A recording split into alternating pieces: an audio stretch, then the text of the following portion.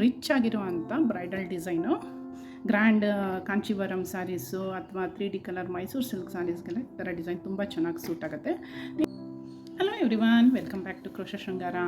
ಇವತ್ತು ನಾನು ನಿಮಗೆ ಒಂದು ತುಂಬ ಈಸಿಯಾಗಿ ಸಿಂಗಲ್ ಸ್ಟೆಪ್ಪಲ್ಲಿ ಹಾಕುವಂಥ ಒಂದು ಬ್ರೈಡಲ್ ಡಿಸೈನನ್ನು ತೋರಿಸ್ತಾ ಇದ್ದೀನಿ. ವಿಡಿಯೋನ ಕಡೆ ತನಕ ನೋಡಿ, ಮಧ್ಯೆಯಲ್ಲೂ ಸ್ಕಿಪ್ ಮಾಡಿಬಿಡಿ. ಸೀರೆ ಸ್ವಲ್ಪ ಗ್ರ್ಯಾಂಡಾಗಿದ್ದು ಸ್ವಲ್ಪ ಗೋಲ್ಡನ್ ಜರಿ ಇದ್ದರೆ ಈ ಥರ ಡಿಸೈನನ್ನು ನೀವು ಯೂಸ್ ಮಾಡ್ಬೋದು. ತುಂಬ ಚೆನ್ನಾಗಿ ಕಾಣಿಸುತ್ತೆ, ಅಟ್ರಾಕ್ಟಿವ್ ಆಗಿ ಕಾಣಿಸುತ್ತೆ. ಈ ಡಿಸೈನ್ಗೆ ನಾನು ಈ ಥರ ಬೀಡ್ಸ್ನ ಯೂಸ್ ಮಾಡ್ತಾ ಇದ್ದೀನಿ. 3mm ಸೈಜ್ಗಿಂತ ಸ್ವಲ್ಪ ದೊಡ್ಡ ಗೋಲ್ಡನ್ ಬೀಡ್ಸು, ಹಾಗೆ ಈ ಥರ ಫ್ಲವರ್ ಬೀಡ್ಸನ್ನು ಕೂಡ ಯೂಸ್ ಮಾಡ್ತಾ ಇದ್ದೀನಿ ಡಿಸೈನ್ಗೆ. ಈ ಥರ ಸ್ಮಾಲ್ ಬೀಡ್ಸ್ನು ಕೂಡ ಸ್ವಲ್ಪ ಯೂಸ್ ಮಾಡ್ತಾ ಇದ್ದೀನಿ. ಬ್ರೈಡಲ್ ಡಿಸೈನ್ ಆದ್ದರಿಂದ ಬೀಡ್ಸ್ ಸ್ವಲ್ಪ ಜಾಸ್ತಿ ಇದ್ದರೆ ತುಂಬ ಅಟ್ರಾಕ್ಟಿವ್ ಆಗಿ ಕಾಣಿಸುತ್ತೆ ಅಂತ. ಸೊ ನಾನು ಈ ಡಿಸೈನ್ಗೆ 3 ಥರ ಬೀಡ್ಸನ್ನು ಯೂಸ್ ಮಾಡ್ತಾ ಇದ್ದೀನಿ.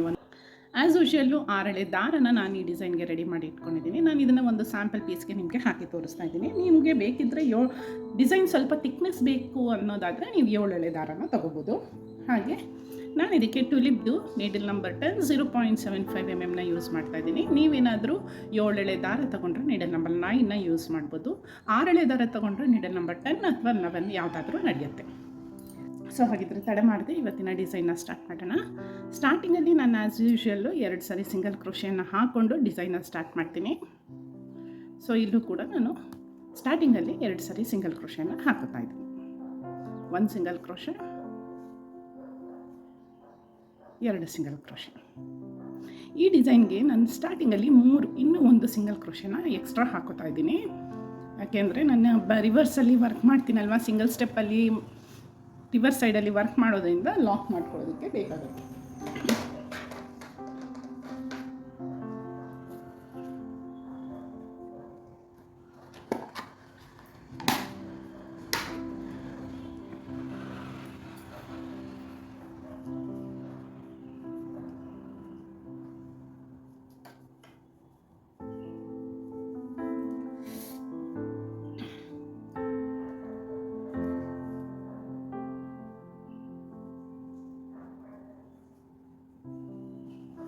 ಸೊ ಈ ಥರ 3 ಸಾರಿ ಸಿಂಗಲ್ ಕ್ರೋಶೆನ ಹಾಕೊಂಡ್ಮೇಲೆ ನಾನೀಗ ದಾರನ ಸ್ವಲ್ಪ ಮೇಲಕ್ಕೆ ಮಾಡಿ ಬಿಗ್ ಸೈಜ್ ಬೀಡ್ ಏನಿದೆ ಇದನ್ನು ಒಂದು ಇನ್ಸರ್ಟ್ ಮಾಡ್ಕೊತೀನಿ. ಇವಾಗ ಫಸ್ಟು ಪ್ಲೇನ್ ಗೋಲ್ಡನ್ನು ಬಿಗ್ ಸೈಜ್ ಬೀಡನ್ನ ಇದಕ್ಕೆ ಇನ್ಸರ್ಟ್ ಮಾಡಿ ಬೀಡನ್ನ ಲಾಕ್ ಮಾಡಿಕೊಂಡು ಎಲ್ಲಿ ಬರುತ್ತೆ ನೋಡಿ ಅಲ್ಲಿಗೆ ಮತ್ತೆ ಲಾಕ್ ಮಾಡ್ಕೊತೀನಿ.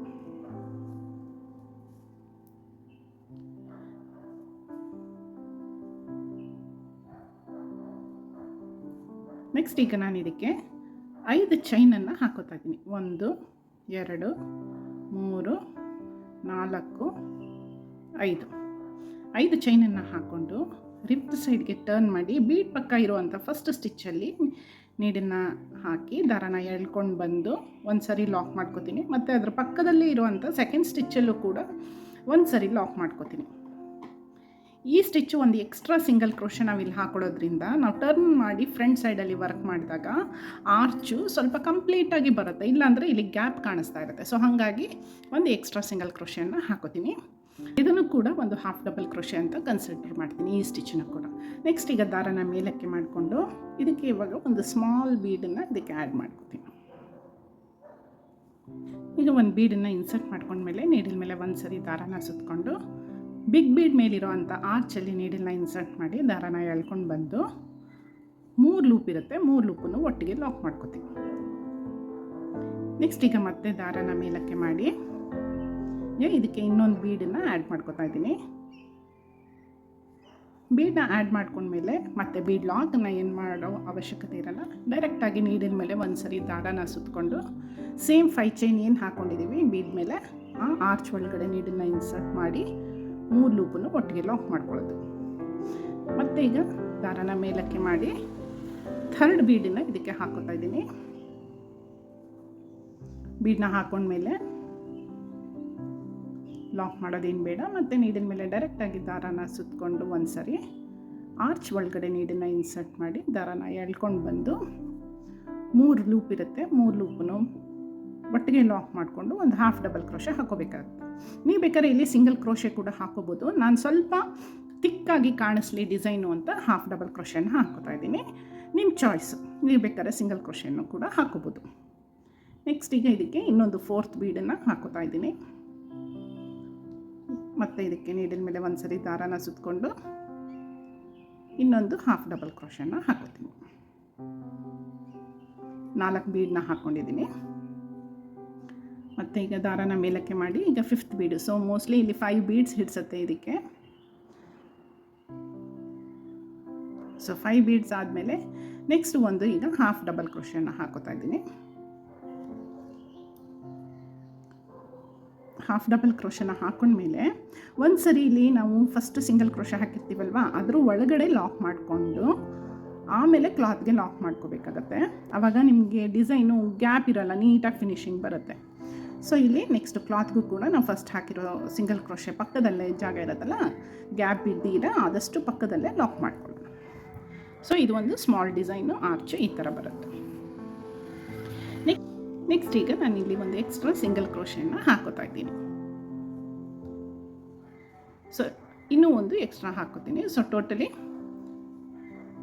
ಲಾಕ್ ಮಾಡಿದ್ಮೇಲೆ 2 ಸಿಂಗಲ್ ಕ್ರೋಶೆಗಳನ್ನ ಎಕ್ಸ್ಟ್ರಾ ಹಾಕ್ಕೊಂಡಿದ್ದೀನಿ. ನೀವು ಬೇಕಾದರೆ ಇಲ್ಲಿ ಕುಚ್ಚು ಕಟ್ಟೋಕ್ಕೂ ಕೂಡ ಪ್ರಾವಿಷನ್ ಮಾಡ್ಕೋಬೋದು. ನೆಕ್ಸ್ಟ್ ಈಗ ನಾನು ಇದಕ್ಕೆ 2 ಚೈನನ್ನು ಹಾಕೋತಾ ಇದ್ದೀನಿ. 2 ಚೈನನ್ನು ಹಾಕ್ಕೊಂಡು ಎಲ್ಲಿ ಬರುತ್ತೆ ಅಂತ ಈ ರೀತಿ ನೀಡನ್ನು ಸ್ಟ್ರೈಟಾಗಿಟ್ಟು ಅಲ್ಲಿಗೆ ನೋಡಿ ಲಾಕ್ ಮಾಡ್ಕೊತೀನಿ. ಒಂದು ಸಿಂಗಲ್ ಕ್ರೋಶೆ ಹಾಕಿ ಲಾಕ್ ಮಾಡ್ತೀನಿ. ಮತ್ತು ಈಗ ದಾರನ ಮೇಲಕ್ಕೆ ಮಾಡಿ ಈಗ ನಾನು ಇದಕ್ಕೆ ಈ ರೀತಿ ಒಂದು ಫ್ಲವರ್ ಬೀಡನ್ನು ಆ್ಯಡ್ ಮಾಡ್ಕೊಳ್ಳೋಣ. ಬ್ರೈಡಲ್ ಡಿಸೈನ್ಗಳಿಗೆ ಈ ಥರ ಫ್ಲವರ್ ಬೀಡ್ಸ್ ಹಾಕಿದ್ರೆ ತುಂಬ ಚೆನ್ನಾಗಿ ಅಟ್ರಾಕ್ಟಿವ್ ಆಗಿ ಕಾಣಿಸುತ್ತೆ. ಸೊ ಈ ಥರ ಫ್ಲವರ್ ಬೀಡನ್ನ ಇನ್ಸರ್ಟ್ ಮಾಡಿಕೊಂಡು ಈಗ ನಾನು ಬೀಡ್ ಲಾಕನ್ನು ಕೂಡ ಮಾಡ್ಕೋತೀನಿ. ಫ್ಲವರ್ ಬೀಡ್ಗೆ ಬೀಡ್ ಲಾಕನ್ನ ಮಾಡಿ ಇದು ಕೂಡ ಈ ರೀತಿ ಸ್ಟ್ರೈಟಾಗಿ ಎಲ್ಲಿ ಬರುತ್ತೆ ಅಂತ ನೋಡಿ ಅಲ್ಲಿಗೆ ಲಾಕ್ ಮಾಡ್ಕೊಳ್ಳೋಣ. ನೀವು each and every time measure ಮಾಡಿ ಲಾಕ್ ಮಾಡಿಕೊಂಡ್ರೆ ರಿಂಕಲ್ಸ್ ಬರಲ್ಲ, ನೀಟಾಗಿ ಬರುತ್ತೆ ಫಿನಿಶಿಂಗು. ಸೊ ಹಾಗಾಗಿ ಮರೀದಿರ ಪ್ರತಿ ಸರಿ ಲಾಕ್ ಮಾಡಬೇಕಾದ್ರೂ ಸ್ವಲ್ಪ ಮೆಷರ್ ಮಾಡಿ ಲಾಕ್ ಮಾಡ್ಕೊಳ್ಳಿ. ನೆಕ್ಸ್ಟ್ ಈಗ ಇದಕ್ಕೆ 2 ಚೈನನ್ನು ಹಾಕ್ತಾ ಇದ್ದೀನಿ. 2 ಚೈನನ್ನು ಹಾಕಿ ಅದು ಕೂಡ ಎಲ್ಲಿ ಬರುತ್ತೆ ನೋಡಿ ಲಾಕ್ ಮಾಡ್ಕೊತೀನಿ.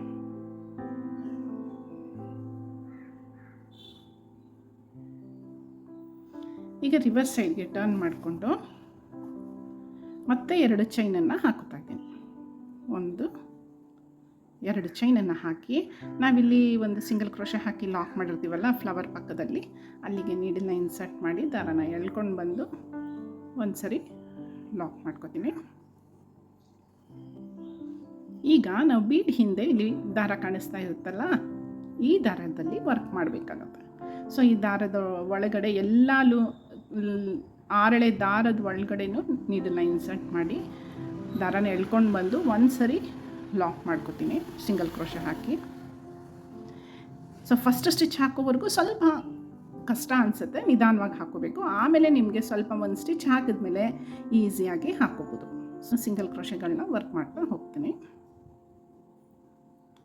ಇಲ್ಲಿ ಕೌಂಟ್ ಮುಖ್ಯ ಆಗೋದಿಲ್ಲ ನಿಮಗೆ, ಅದು ಆರ್ಚ್ ಕಂಪ್ಲೀಟ್ ಆಗೋವರೆಗೂ ಕೂಡ ನಾವು ಸಿಂಗಲ್ ಕ್ರೋಶೆಗಳನ್ನ ಹಾಕೋಬೇಕಾಗುತ್ತೆ. ಇಲ್ಲಿ 10 ಸಿಂಗಲ್ ಕ್ರೋಶೆಗಳನ್ನ ಹಾಕೋತಾ ಇದ್ದೀನಿ. 10 ಸಿಂಗಲ್ ಕ್ರೋಶೆಯನ್ನು ಹಾಕೊಂಡ್ಮೇಲೆ ನಾವೀಗ ಬೀಡ್ ಪಕ್ಕ ಇಲ್ಲಿ ಸಿಂಗಲ್ ಕ್ರೋಶೆ ಇರುತ್ತಲ್ಲ, ಈ ಸಿಂಗಲ್ ಕ್ರೋಶೆ ಒಳಗಡೆ ನೀಡನ್ನ ಇನ್ಸರ್ಟ್ ಮಾಡಿ ದಾರನ ಎಳ್ಕೊಂಬಂದು ಒಂದು ಸರಿ ಲಾಕ್ ಮಾಡ್ಕೊಳ್ಳೋಣ. ನೆಕ್ಸ್ಟು 2 ಚೈನ್ಸ್ನ ಹಾಕೋತಾ ಇದ್ದೀನಿ. 1 2 2 ಚೈನ್ಸ್ನ ಹಾಕ್ಕೊಂಡು ಇಲ್ಲಿ 2 ಚೈನ್ ಗ್ಯಾಪ್ ಮೇಲೆ ಈ 2 ಚೈನ್ನ ಹಾಕಿ ಅದ್ರ ಪಕ್ಕ ಇರುವಂಥ ಸಿಂಗಲ್ ಕ್ರೋಶೆ ಒಳಗಡೆ ನೀಡನ್ನ ಇನ್ಸರ್ಟ್ ಮಾಡಿ ದಾರನ ಎಳ್ಕೊಂಡು ಬಂದು ಒಂದು ಸರಿ ಲಾಕ್ ಮಾಡ್ಕೊಳ್ಳೋಣ. ಈಗ ಫ್ರಂಟ್ ಸೈಡ್ಗೆ ಟರ್ನ್ ಮಾಡ್ಕೊತಾ ಇದ್ದೀನಿ. ನೆಕ್ಸ್ಟು ನಾನು ಫ್ರಂಟ್ ಸೈಡ್ಗೆ ಟರ್ನ್ ಮಾಡಿಕೊಂಡು ನೀಡಿನ ಮೇಲೆ ಒಂದು ಸರಿ ದಾರನ ಸುತ್ಕೊಂಡಿದ್ದೀನಿ. ನಾವಿವಾಗ 10 ಇಲ್ಲಿ ಸಿಂಗಲ್ ಕ್ರೋಶೆ ಏನು ಹಾಕಿದ್ದೀವಿ ಆ 10 ಸಿಂಗಲ್ ಕ್ರೋಶೆಯಲ್ಲೂ ಕೂಡ ಡಬಲ್ ಕ್ರೋಶೆಗಳನ್ನ ವರ್ಕ್ ಮಾಡ್ಕೊಳ್ಳೋಣ. ಸೊ ಈಗ ಇಲ್ಲಿ ಫಸ್ಟ್ ಸಿಂಗಲ್ ಕ್ರೋಶೆ ಏನಿದೆ ಟರ್ನ್ ಮಾಡಿದ್ಮೇಲೆ ಅಲ್ಲಿ ನೀಡನ್ನ ಇನ್ಸರ್ಟ್ ಮಾಡ್ತಾ ಇದ್ದೀನಿ. ದಾರನ ಎಳ್ಕೊಂಡು ಬಂದು 2 ಲೂಪನ್ನು ಒಂದು ಸರಿ ಲಾಕ್ ಮಾಡಿ 2 ಲೂಪನ್ನು ಇನ್ನೊಂದು ಸರಿ ಲಾಕ್ ಮಾಡ್ತೀನಿ. ಸೊ 1 ಡಬಲ್ ಕ್ರೋಶೆ ಆಯಿತು. ನೆಕ್ಸ್ಟು ಸೆಕೆಂಡ್ ಡಬಲ್ ಕ್ರೋಶೆ ಹಾಕೋತಾ ಇದ್ದೀನಿ.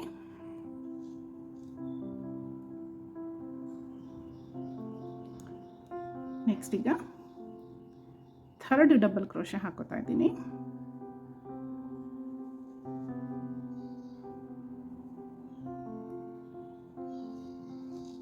ನೆಕ್ಸ್ಟ್ ಈಗ 4th ಡಬಲ್ ಕ್ರೋಶೆ ಹಾಕ್ತಾ ಇದ್ದೀನಿ.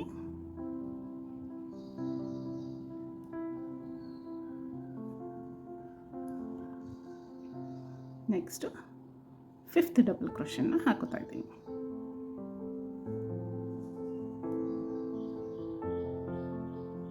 ಈ ರೀತಿ 5 ಡಬಲ್ ಕ್ರೋಶೆನ ಹಾಕೊಂಡ್ಮೇಲೆ ನೆಕ್ಸ್ಟ್ ಈಗ ನಾನು 3 ಚೈನ್ಸ್ನ ಹಾಕೋತಾ ಇದ್ದೀನಿ. 2 3 3 ಚೈನ್ಸ್ನ ಹಾಕ್ಕೊಂಡು ನಾವಿವಾಗ 5th ಡಬಲ್ ಕ್ರೋಶೆ ಎಲ್ಲಿ ಲಾಕ್ ಮಾಡಿರ್ತೀವಿ ಅದೇ ಲೂಪಲ್ಲಿ ನಾವು ನೀಡನ್ನ ಇನ್ಸರ್ಟ್ ಮಾಡಿ ಒಂದು ಸರಿ ಲಾಕ್ ಮಾಡ್ಕೋಬೇಕಾಗತ್ತೆ. ಸೊ ಇಲ್ಲಿ ಒಂದು ಸಣ್ಣ ಗ್ಯಾಪ್ ಆರ್ಚ್ ಥರ ಬರುತ್ತೆ. ಓಕೆನಾ.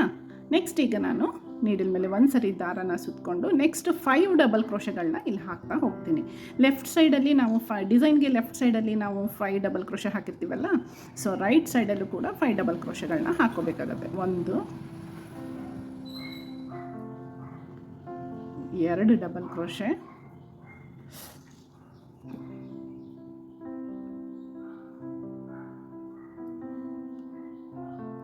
3 ಡಬಲ್ ಕ್ರೋಶೆ,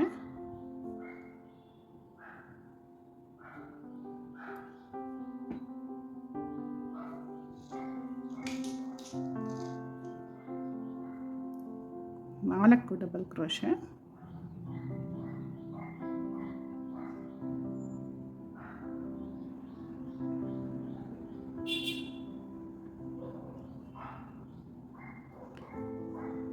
5 ಡಬಲ್ ಕ್ರೋಶೆನ ಹಾಕ್ಕೊಂಡಿದ್ದೀನಿ.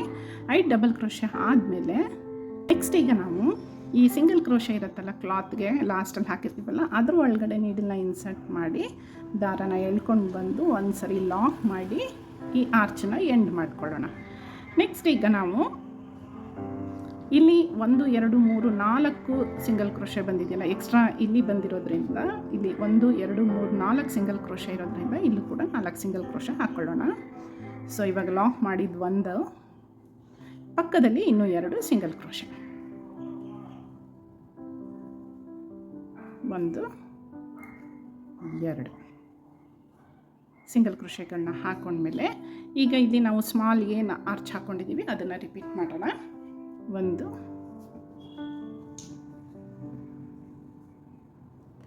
2 ಈ ಥರ ಬರುತ್ತೆ ಡಿಸೈನು. ಈಗ 2 ಬೀಡಿರೋ ಆರ್ಚ್ ಬರುತ್ತೆ. ಬೀಡಿರೋ ಆರ್ಚ್ ಮಧ್ಯದಲ್ಲಿ ಫ್ಲವರ್ ಆರ್ಚ್, ಗ್ರ್ಯಾಂಡ್ ಆರ್ಚ್ ಬರುತ್ತೆ. ಸೊ ಇದಕ್ಕೆ ನಾವು ಕುಚ್ಚು ಕಟ್ಕೋತೀವಿ. ಬೇಕಾದರೆ ನೀವು ಇಲ್ಲೂ ಕೂಡ ಪ್ರಾವಿಷನ್ ಮಾಡಿ, ಇವಾಗ ಸ್ಯಾರಿ ಮೈಸೂರು ಸಿಲ್ಕೆಲ್ಲ 3D ಕಲರಲ್ಲೆಲ್ಲ ಬರುತ್ತಲ್ಲ, ಹಾಗಾದರೆ ನೀವು ಇಲ್ಲಿ ಒಂದು ಕಲರ್ ಕುಚ್ಚನ್ನ ಕಟ್ಕೋಬೋದು. ಮೇಯ್ನ್ ಕಲರ್ ಏನಿರುತ್ತೆ ಅದರಲ್ಲಿ ಕ್ರೋಶಾ ವರ್ಕ್ನ ಮಾಡಿ ಇಲ್ಲಿ ಒಂದು 5 ಚೈನ್ಸ್ನ ಹಾಕ್ಕೊಂಡು ಇಲ್ಲಿ ಒಂದು ಕುಚ್ಚು ಕಟ್ಕೋಬೋದು. ಇಲ್ಲಿ ಬೇಸ್ ಲೈನಲ್ಲಿ ಬೇಕಾದ್ರೆ ಒಂದು ಕಲರ್ ಹಾಕಿ ಇಲ್ಲಿ ಒಂದು ಕಲರ್ ಹಾಕ್ಬೋದು, ವರ್ಕ್ ಒಂದು ಕಲರಲ್ಲಿ ಮಾಡ್ಬೋದು. ಆವಾಗ 3 ಕಲರ್ ಡಿಸೈನ್ ಆಗುತ್ತೆ. ಅದು ನಾನು ಇದಕ್ಕೆ ಕುಚ್ಚು ಕಟ್ಬಿಟ್ಟು ಹೆಂಗೆ ಕಾಣಿಸುತ್ತೆ ಅಂತ ತೋರಿಸ್ತೀನಿ. ನಾನು ಇದಕ್ಕೆ 100 ಎಳೆ ದಾರನ ತಗೊಂಡು ಕುಚ್ಚನ್ನು ಕಟ್ಟಿದ್ದೀನಿ. ಪೂರ್ತಿ ಕಂಪ್ಲೀಟ್ ಆದಮೇಲೆ ಡಿಸೈನು ಈ ರೀತಿ ಕಾಣಿಸುತ್ತೆ. ತುಂಬ ರಿಚ್ ಆಗಿರುವಂಥ bridal design. Grand Kanjeevaram sarees ಅಥವಾ 3D ಕಲರ್ ಮೈಸೂರು ಸಿಲ್ಕ್ ಸ್ಯಾರೀಸ್ಗೆಲ್ಲ ಈ ಥರ ಡಿಸೈನ್ ತುಂಬ ಚೆನ್ನಾಗಿ ಸೂಟ್ ಆಗುತ್ತೆ. ಈ ಡಿಸೈನ್ಗೆ ನೀವು ಅಪ್ರಾಕ್ಸಿಮೇಟಾಗಿ 700 to 800 ರುಪೀಸ್ ಚಾರ್ಜ್ ಮಾಡ್ಬೋದು. ಪ್ಲೇಸಸ್ ಮೇಲೆ ಡಿಪೆಂಡ್ ಆಗುತ್ತೆ. ಇದು ಹಳ್ಳಿಗಳ ಕಡೆ ಎಲ್ಲ ಅಂದರೆ ಅಷ್ಟೊಂದು ಕೊಡೋದಿಲ್ಲ. ನೀವು ರೂರಲ್ ಏರಿಯಾಸಲ್ಲೆಲ್ಲ ಆದರೆ ನೀವು 750 to 800 ಚಾರ್ಜ್ ಮಾಡ್ಬೋದು. ನಿಮಗೆಲ್ಲ ಈ ಡಿಸೈನ್ ಇಷ್ಟ ಆಗಿದೆ ಅಂತ ನಾನು ಅಂದ್ಕೊಂಡಿದ್ದೀನಿ. ಇಷ್ಟ ಆಗಿದ್ದರೆ ಮರಿದಿರ ಒಂದು ಲೈಕನ್ನು ಕೊಡಿ. ಹಾಗೆ ಚಾನಲ್ಗೂ ಕೂಡ ಸಬ್ಸ್ಕ್ರೈಬ್ ಮಾಡ್ಕೊಳ್ಳಿ. ನಿಮಗೆ ಯಾವ ಥರ ಡಿಸೈನು ಇಷ್ಟಪಡ್ತೀರಾ, ಬಾರ್ಡರ್ ಡಿಸೈನ್ ಇಷ್ಟಪಡ್ತೀರಾ ಅಥವಾ ಕುಚ್ಚಿರೋವಂಥ ಡಿಸೈನ್ ಇಷ್ಟಪಡ್ತೀರಾ, ಬ್ರೈಡಲ್ ಡಿಸೈನ್ ಇಷ್ಟಪಡ್ತೀರಾ ಅಥವಾ ಸಿಂಪಲ್ ಕ್ರೋಶಾ ಡಿಸೈನ್ ಇಷ್ಟಪಡ್ತೀರಾ ಅಂತ ಕಾಮೆಂಟ್ ಮಾಡಿ ತಿಳಿಸಿ. ಮತ್ತೊಂದು ಹೊಸ ವೀಡಿಯೋದೊಂದಿಗೆ ನಿಮ್ಮನ್ನ ಆದಷ್ಟು ಬೇಗ ಮೀಟ್ ಮಾಡ್ತೀನಿ. Thanks for watching. Keep watching.